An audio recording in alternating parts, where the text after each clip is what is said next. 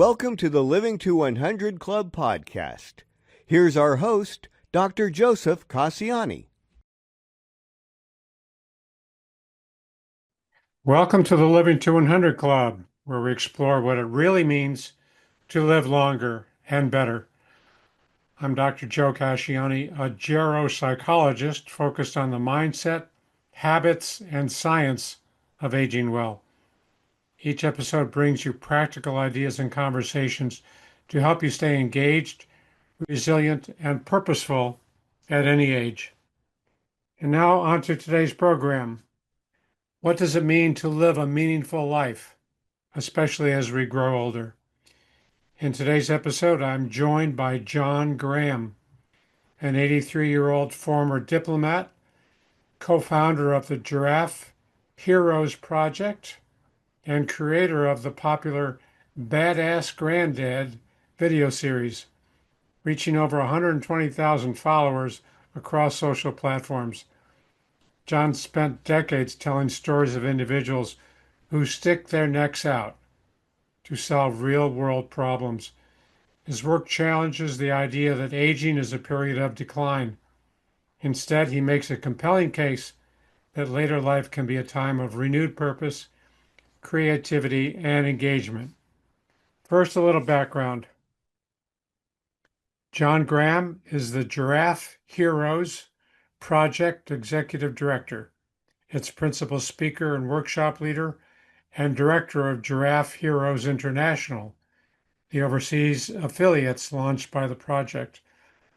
John was a U.S. diplomat for 15 years, where his assignments included revolutionary Libya, Viet Nam, NATO, the U.S. mission to the UN, and a stint as a foreign policy advisor to Senator John Glenn. He joined the Giraffe Heroes Project staff in 1983. His degrees are from Harvard and Stanford, and his mountain climbing credits include the first ascent of the North Wall of Denali, a climb that's never been repeated. He's the author of Outdoor Leadership, It's Up to Us, Stick Your Neck Out, and Quest. John, welcome to our program. I'm glad to be here, Joe. Thanks for inviting me. You're very welcome. Should I address you maybe as Ambassador Graham? Is that No, not no. necessary? Nothing Okay. like that. Nothing like that. Yeah. No, So you, John is fine. okay. Yeah. You've had a long and varied career from diplomacy to nonprofit work to digital storytelling. What continues to drive you at this stage of life? What drives me is the meaning I found for my life, and I think it's true for everybody. They were all looking for meaning. I found it in some really weird places as a young man. I found it in physical, often dangerous adventures, and that was fine, except that as I grew older, I realized that finding that meaning that way was shallow, Hmm. but there had to be something more. And I found that meaning, and it wasn't an easy search, and it happened to me during a battle in Viet Nam where I finally realized that physical adventure just wasn't enough. And so I began to look for other ways to use my resources, my skills, and I was able to do that in the Foreign Service, working in peace and justice issues at the United Nations. I helped end apartheid, for example. Hmm. Anyway, long and short answer is what keeps me going is the fact that I think I found the true meaning in my life, my true purpose. That's my strategy. The tactics keep changing because I'm increasingly into all kinds of new social media things. I don't run around the world in airplanes anymore. I don't have to because I've created a lot of social media platforms. But the core answer is finding meaning, and in my case, finding it through giving back in some ways. It keeps me, not only keeps me alive, it keeps me energetic, it keeps me passionate, and I advise it to anyone. Just look for that, what really turns you on, what really is meaningful for your life. I suspect you'll find it in some kind of giving back. And when you do, it'll keep you going forever. Sure. Yeah, thanks. That's a great description. It sounds like for you, the means have changed. the way to derive that meaning and purpose has changed over the years for you. But in every case, it's always offered you that kind of that left uplifting spirit and support and kind of motivation to keep going. Yeah. Well, yes, but as I was just intimating a second ago, as a young man, I did find, I thought, the meaning of my life, and because I was big and tough and smart, I found it in doing all kinds of dangerous things, including climbing mountains, risking death by avalanches and falling in a crevasse and rock falls and river crossings and all the rest of it, and walking away from it alive every time. And then I found it in the foreign service and foreign adventures. I didn't work in embassies in Europe in a fancy suit, London and Paris. No, I was in jungles and deserts and wars and revolutions, beginning with the revolution in Libya in 1969. Wow. And I just loved it. It really did, for a time in my life, provide a lot of meaning. For example, I mean, in the middle of the revolution in Libya, I remember being at the embassy in Tripoli, and everybody else was freaking out when they saw the first automobiles burning in the public square and rock throwing mobs. For me, it was wonderful. It was exactly what I wanted to happen, because I knew I was good at handling that kind of crisis, and I really enjoyed it.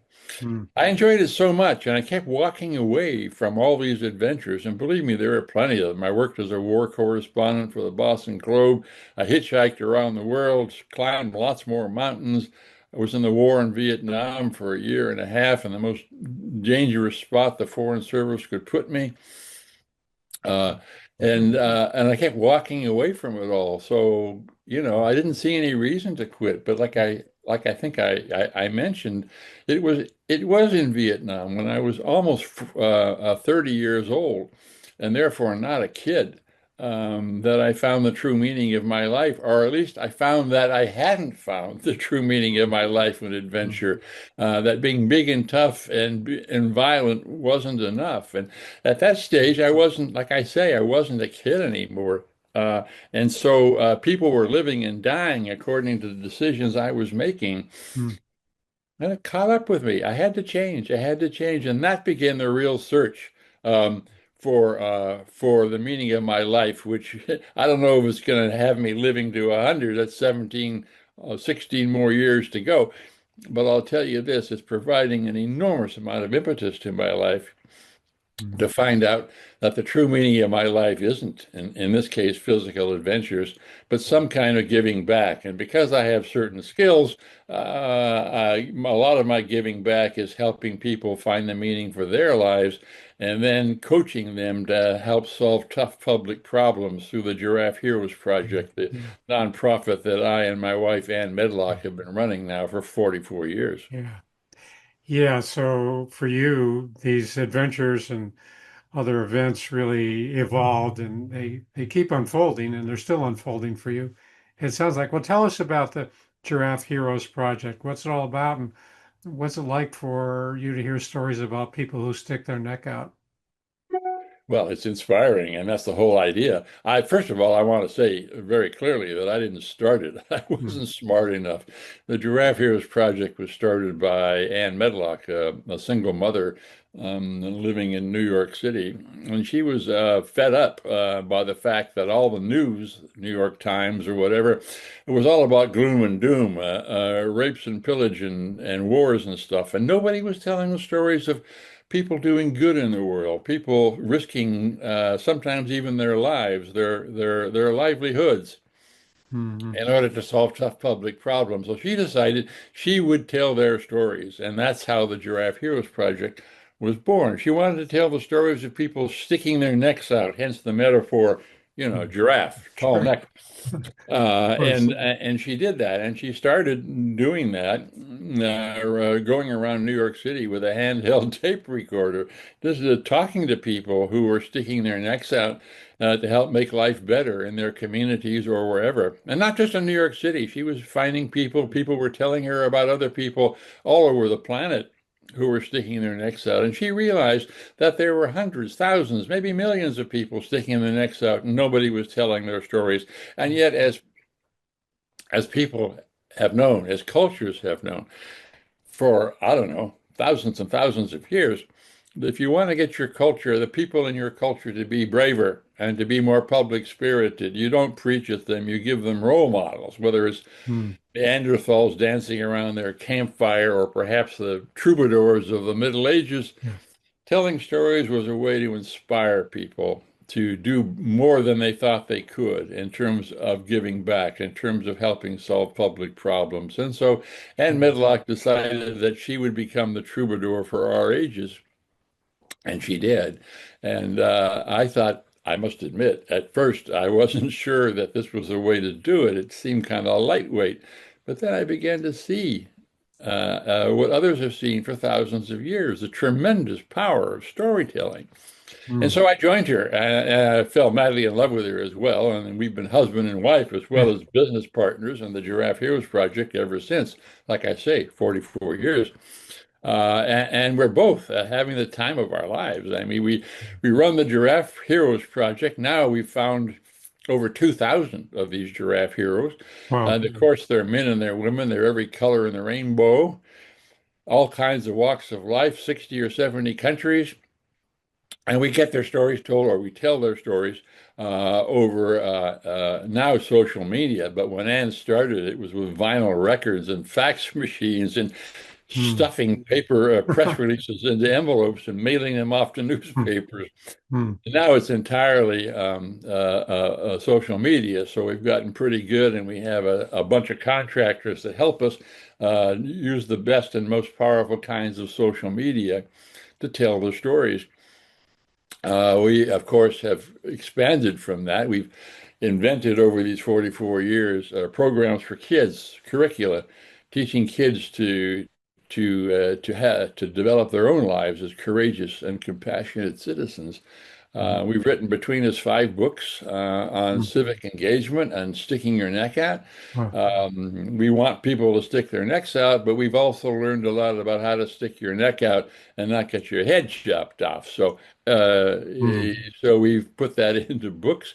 You mentioned my latest venture, which I Yeah. really love, Badass Yeah, I Granddad. love I didn't that. know what Yeah. would happen. It was a lark. Yeah.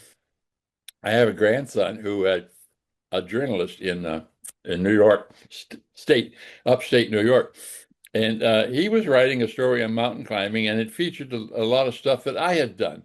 And so he had some paragraphs about his grandfather, me, and at the end of it, he says, "I really came to realize what a badass my granddad was." So I There you says, go. "Yes, Your new that's label. exactly right." Because at that moment, I was trying to develop a whole new outreach series aimed at people half my age or younger, because I thought I was missing that demographic. And so starting a short form video series and calling it Badass Granddad, badass all one word, and Hmm. granddad with Yeah. two D's in the middle. Catchy title. Yeah. Yeah, it's a catchy title. And I started off on TikTok, and now it's on TikTok, Instagram, YouTube. I've done 72 episodes so far. You can plug in to any one of those 3 channels, and they all are more or less the same format. I tell one of my adventure stories, and believe me, I have plenty of them. And then I segue into some life lesson that's connected to that Ah. adventure Mm. story. Could be Ah. a lesson on courage or Great. Great. perseverance or honesty or trust building, trust, whatever.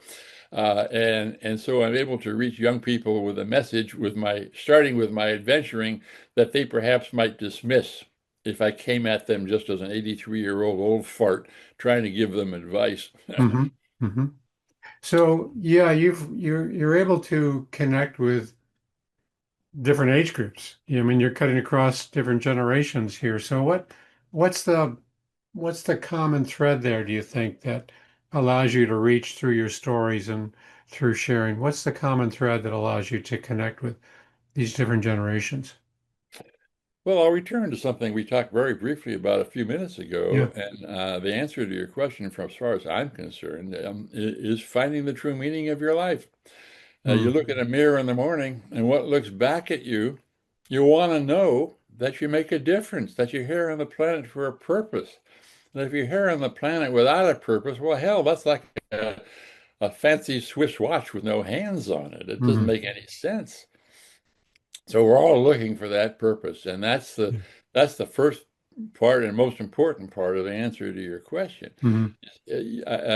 I keep coaching people to look for the real purpose of their lives. I looked for it in physical adventure. Turned out that was too shallow. I've got plenty of friends now who are quite satisfied trying to find it in gaining money and power, Mm. and that serves them well for a time. But I see time after time, at a certain point, you begin to realize that even that is a certain emptiness to it, Mm. and that you have a certain feeling looking in that mirror that you want to know that when they finally put you in that pine box, that you can look back and say, Mm. yeah, I was there for a purpose. I was there for a reason. There's a reason why I left the world a better place than when I came in. You want to be able to do that. That's not saying, and I talk to a lot of business audiences, Joe, I'm very quick to say I'm not saying you should become Mother Teresa, or sackcloth and ashes, nothing like that. No, you can find service, you can find giving back in many different ways, and depending upon the skills that you've got and the resources and the contacts you've got.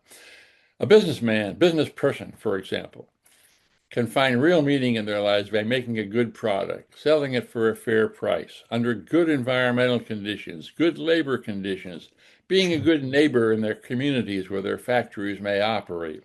That's Sure. a service. A barber has a service, maybe not just cutting the hair, but perhaps, as barbers are wont to do, offering advice or cheering Listening. Yeah. people up who are depressed when they come to Yeah. get their hair cut. A Sure. neurosurgeon has a purpose, an opera singer, whatever. There's a way to find the purpose of your life so that your heart is singing when you do it. And that's the way to live to be 100, as far as I'm Yeah. concerned. Yeah. Yeah. I heard an interesting quote recently. It said, "He who has found the why can bear almost any how." Mm, hmm. So, in other words, once you know what your purpose is, however it takes you to find that and get there, you'll find it because that's going to be the driver.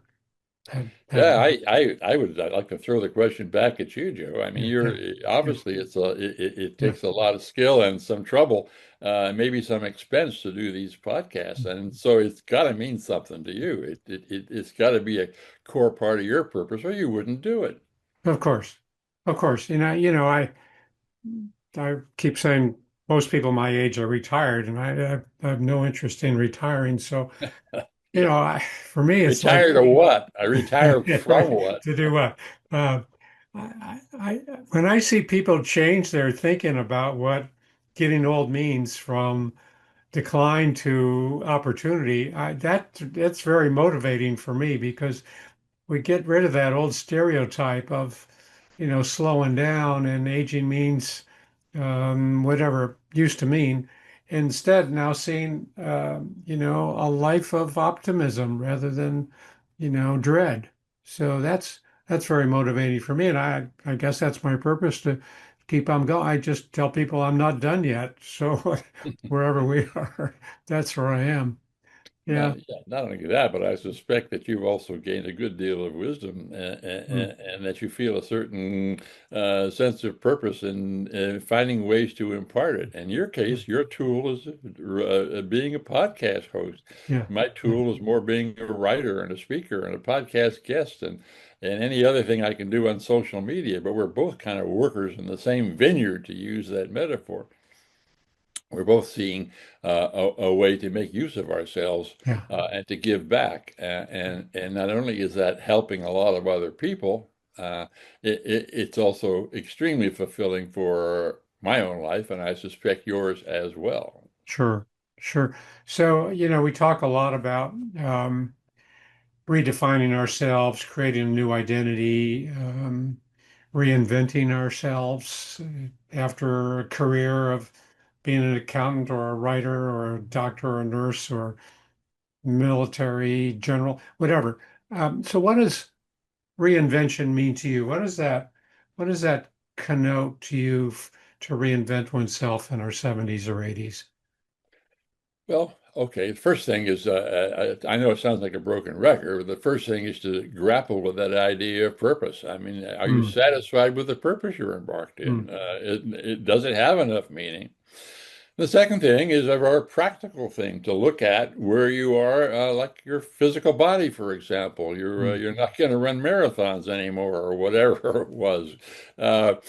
Uh, you have to look at what your skills are. I mean, I've discovered, to my amazement, that learning a lot from my grandchildren, that I've gotten pretty darn good as a social media maven. And that's where I'm going. I continually trying to reinvent myself. This badass granddad thing. I mean, me on TikTok, are you crazy? I thought TikTok was where, I mean, I have, you may have mentioned this. I've got 120, thousand. 125,000 Yeah, followers now, which people yeah, tell me is really good. And yeah. I laugh at that. I mean, I thought that people with followers are they're called influencers. I'm sure That's you right. know this, Yeah. Joe. And I'm now being pursued by producers who tell me I'm now a major influencer.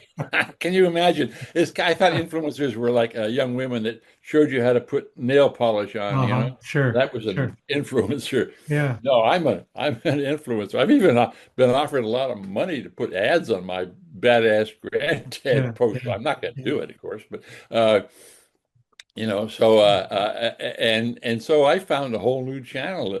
I started this last year when I was 82, and my aim is I've done 72 episodes. I think yeah, 71 Mm, episodes, hmm, and my aim is to do at least 100, and then just keep recycling them. hmm. And then by then, next year or 19, in 2 years from now, I'll figure out something new to do. I'll use some new Yeah, yeah, technology. yeah. Um, I do a blog as well, which is more political and serious than Badass Granddad. The last couple episodes, for example, I've been trying to raise the alarm that artificial intelligence may be doing more harm than good, and I'm trying to convince people to stop being so damn enthusiastic about AI Mm, because there are some real dangers there they should take into account. I also have done a couple episodes on Trump's war in Iran. I hmm. think being in the foreign service, especially, I have a lot of knowledge of that in that area, and I have a lot of knowledge of what war is like in the deserts and jungles of the world.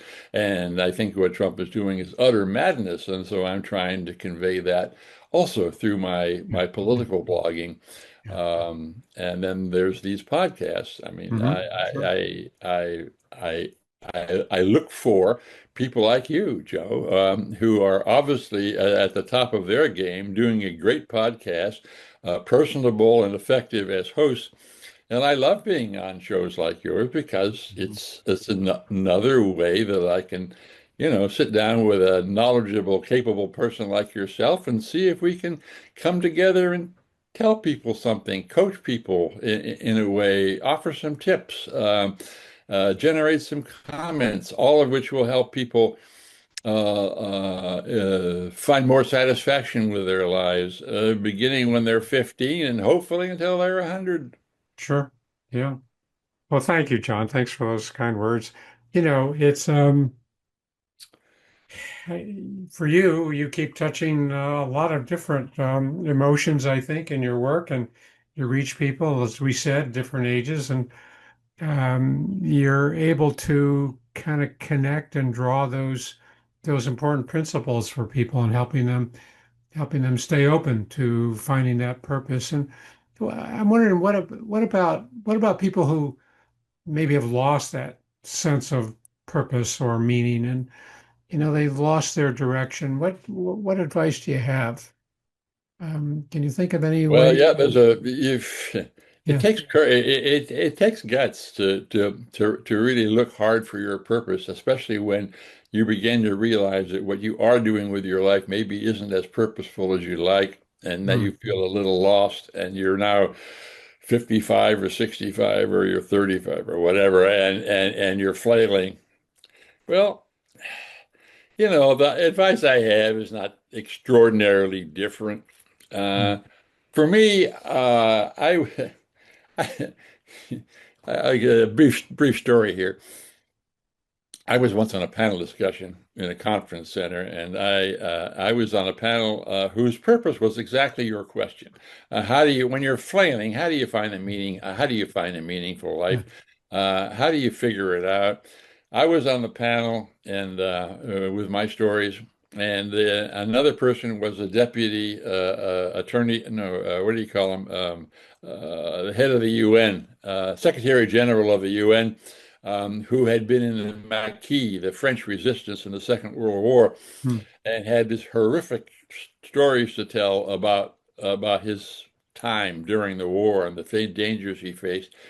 And the third person was an astronaut. I think it was Ed White, uh, who told the story of walking on the moon and everything that entailed, and how dangerous it really was. And we all told these stories, and these stories were three great stories. Of course. And people were sitting forward in their seats. Oh, Mm. very interesting.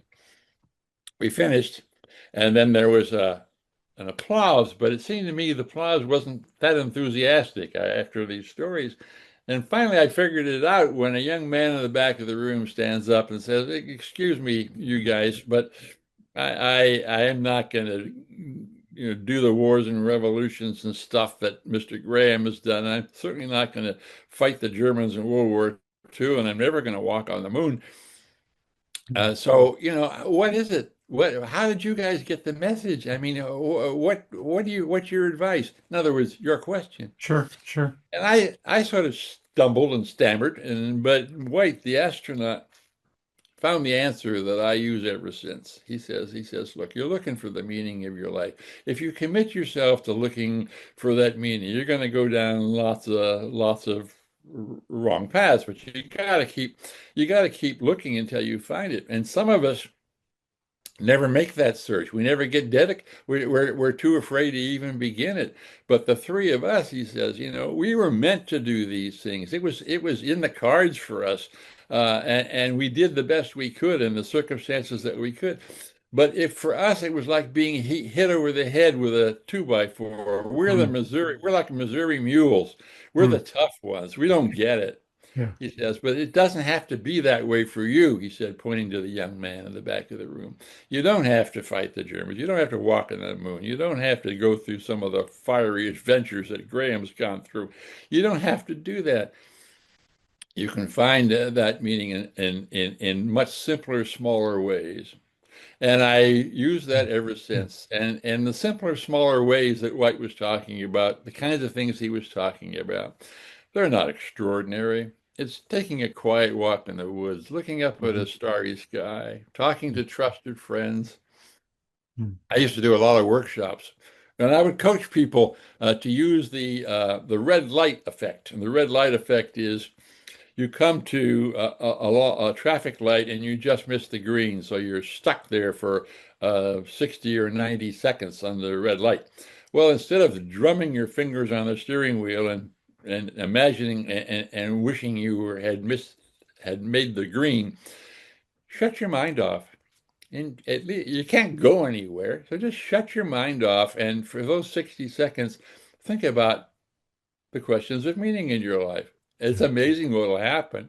Yeah. And then you're driving on past that red light, now that it's green, and you see a billboard, and the billboard has some words on it. Maybe the purpose of the billboard is to sell shaving cream, but Mm. nonetheless, there's a word or two on it that Mm. all of a sudden, because of the introspection you've had at that red light, means something to you in a special way. And so you think about it. So you start looking with little things, because I think the signs for a meaningful life are all around us, and Mm. we tend to ignore them, mostly because we think they're too minor and it's just silly. Well, it's not silly. if you pay attention, the signs for developing what you need to develop to find a meaningful life are all around you. Yeah. And they may be something as simple as a 60-minute meditation at a red light. It doesn't have to be fighting the Germans. It doesn't have to be walking on the Yeah. moon. Yeah. It can be something much simpler. So the answer is Keep keep looking. Yeah. looking, Yeah. and look in even the smallest, most banal places you can think Mm. of. Mm. Of And then also at the same time, take a look at your own skills and resources. course. If for example you're really good and have always been really good at math, well, then maybe it's something to do with I don't know, helping your small town balance its budget, Hmm. or if you're a really good singer, I mean, maybe it's performance arts for you, in which you can make people relax and enjoy the beauty of music and drama, etc. So take a good look at who you are. There's a reason why an eagle has claws, man. And it's the reason why you're good at math or you're good at singing or whatever it is. So take Mm. stock of who you are and use that as a pointer. Yeah. So these are a couple of suggestions. Take Good. stock of your own skills and resources because you weren't given them or you didn't develop them for no reason. And then look for even the smallest impetus to check out what might be meaningful in your life, and to begin that search, especially if you have this underlying feeling that what you're doing now as you age isn't meaningful enough, and that you're likely to be put in that pine box without ever Mm. having done something where you said, yes, Yeah. that was me. I did that, and it helped a lot of people. Mm. Well, that was a pretty good answer. That, yeah. I mean, yeah, you touched on so many points there, but a lot of it is that period of mindfulness when we're stopping and we're not struggling and not, pushing our mind to think and, pursue different goals. So it is that period of quiet mindfulness where we're open. And like you say, the seeds are all around us. The seeds that we can plant, they're all around us, and they don't come on necessarily when we're searching for it. I mean, for some people, maybe like you or the Secretary General, the meaning and purpose is a big, two by four that hits us in the head. It's obvious, but for others, it is a time of kind of being receptive. I think it is being receptive to what the possibilities are. And we don't know, but a lot of it is based on our talents, of course. But I love that answer, John. Thanks very much for that. Well, So, I give it, I give it often because I yeah, get a lot of responses and yeah, comments on the Badass Granddad series. yeah, That's the biggest part of it. I love it. I thought because I'd be talking to much younger people, I'd get a lot of snark. But no, I get a lot of positive feedback. yeah. And a lot of that is more than just, hey, terrific. It's more honest searching and honest questions like the one you posed 5 minutes ago, Mm, the one I tried to answer. They're mm, saying to me, well, how do I find that meaning? How do I develop the courage? I'm scared to death that if I do this, I'll get fired. I'm scared to death that I could lose this relationship. I'm mm, scared to death that I could get physically hurt doing that. I mm, mean, I mean, how? And they ask all these questions, and so I'm able to say a lot of things like you and I have just been discussing mm, about looking for the true meaning of your life, and because they've just gone through one or two or five of my Badass Granddad episodes, they know I'm not some, you mm. know, untried, unproven Sure.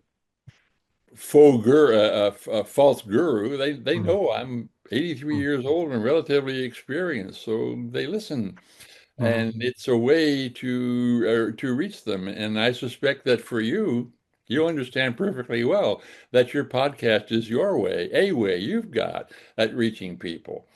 Mhm. People listening to this may never correspond with you, but you're talking to them, we're talking Yeah, to them, yeah, and it's a way to reach people. And yeah. my way is similar to yours. We're both Mm, using media to get the points yeah, across. yeah, yeah, yeah. You've gone from being a social media expert to a senior influencer. Yeah, a senior influencer. Is that, yeah. Yeah, I had no idea. I started a year and a quarter ago, and I had no idea what would happen. Yeah, I just did it because my granddad says, "Hey, yeah, badass granddad." yeah, yeah. Well, Uh, it's on TikTok. I've grown really fond of TikTok myself. I have a little channel there, and I've been doing little short videos, oh, and I love good. it because it seems smaller and personable. I never got into Facebook, but TikTok has a kind of a homey feel to it, so that's why I enjoy it. But Yeah, yeah, it's maybe got, we'll I'm a little askance of the new ownership, and yeah, I'm waiting to yeah, see how they yeah, do it. If they start trying to censor me, then I'm quitting TikTok. sure. But I do a lot of my biggest audiences are on Instagram actually and YouTube. Hmm. TikTok Hmm. is second or third, I forget, but yeah. Hmm. Yeah, It's great, that's great. and 3 minutes. Everybody can watch 3 minutes, and Sure, so that's good. also I've done my memoir. You mentioned it briefly. Its title is Quest. The Quest. Hmm. subtitle is Risk, Adventure, and the Search for Meaning. It's also an audiobook, so people can just put Hmm. it, rev it up when they're driving to work, and it's got a lot of my adventure stories in it, plus a lot of the subject you and I have been talking about for the last half hour. Yeah. And so, we all find different ways to get the message across. And, Yeah. we're going to find, you and I are both going to find new and better ways next year and the year after. Yeah, yeah, I think we might cross paths and see what other doors we can open, right? Yeah, yeah, Absolutely. yeah, yeah. So where can people learn more about your work, John, and access the Badass Granddad series? If that's on Sure. TikTok? Well, TikTok? let's start with the Giraffe Project because there's Okay. 2,000 stories there, and its URL is simple. It's the Giraffe, GIRAFFE.org. I spell it out because it's amazing how many people don't know how to spell giraffe. Yeah. Two F's. My own personal website is my name, johngraham.org. Badass Granddad, as I said, is badass all one word, and Granddad's got two D's in the middle. And TikTok, Instagram, and YouTube, just plug in that into the search boxes, and you'll quickly Hmm. get there. Hmm.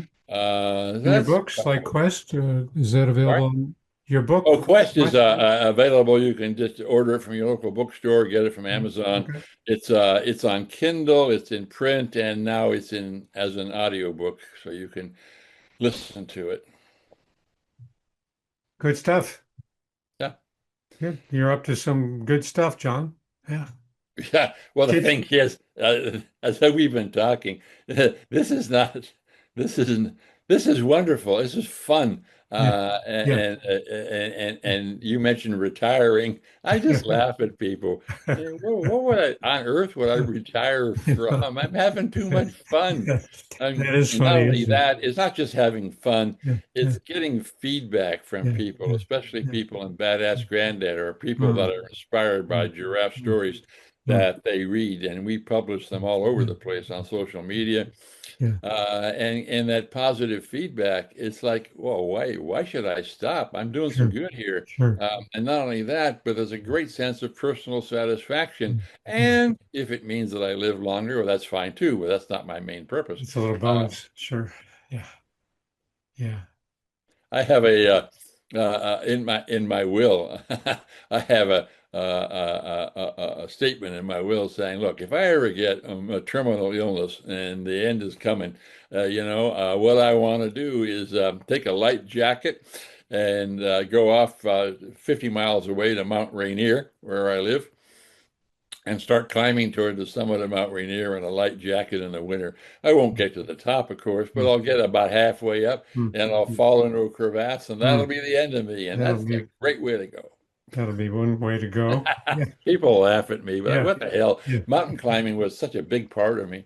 yeah, yeah. And I found a lot of meaning in it, but I was a very Mm, young man and I hadn't really figured things out yet in terms of mm, deeper elements of mm, my own life. mm.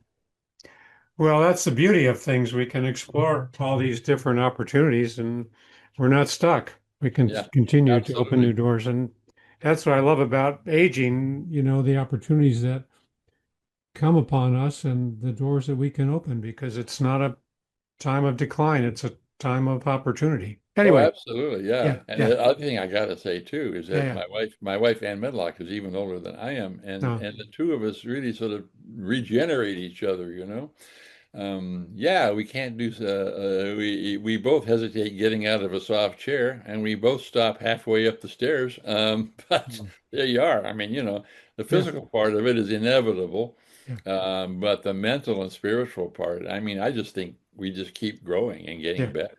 yeah. We adapt and we keep growing. Yeah.